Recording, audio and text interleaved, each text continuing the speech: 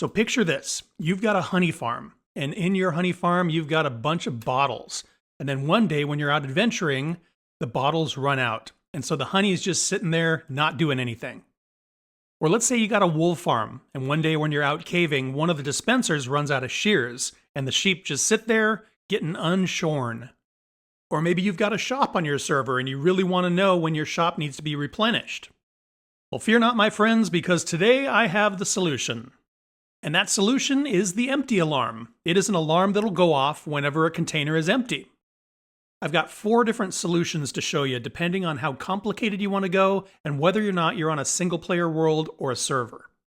So the first one is the most simple. We've got a container that is being measured by a comparator, and then that signal that's being sent out is being inverted, comes around here, powers the block, repeater pushes it into a lamp. So if we empty this container, the lamp turns on. Super simple. Nice visual indicator that your container needs to be refilled. And once you put items back in there, lamp turns back off. This is the most simple and server friendly. Now this one, instead of having a visual alarm, has an audio alarm. So we've got our chest that is being measured, and this power is extending this piston. And then these 2 observers here are backed up against a note block. So if the chest ends up empty, piston becomes unpowered, these 2 observers are facing each other, which makes a clock and triggers the note block. Now I say this one is not server friendly because if you're not logged on and your wool farm runs out and this thing is going off, your friends are going to burn your base down. So if it's a single player world, awesome. If you're playing on a server, you might want to leave the audio part out. This third one here is exactly the same design, except out the back here we've got 2 bits of redstone, a repeater, and a lamp. So it takes that original audio design and just adds a visual element to it. So if I was to have an empty chest, no block goes off and the lamp goes off.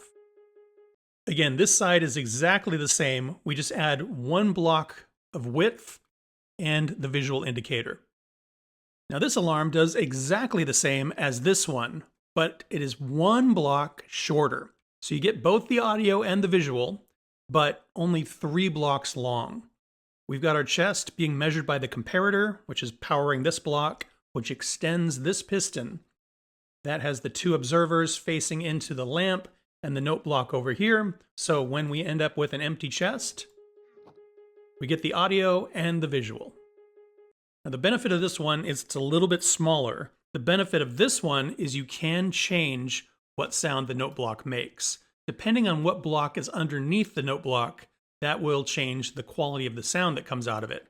So here with an emerald, you can see we get this sound. And of course, the second design allows us to do that as well. In the tiny design, the note block is above redstone, and so we can't put anything here. There's a bunch of ways you could utilize this. Anytime you want to determine whether a container is empty, you can use this alarm. If the container feeding fuel to your furnace is getting low, you can have an alarm. If somebody's messing with your stuff and gets into one of your chests, you can have an alarm.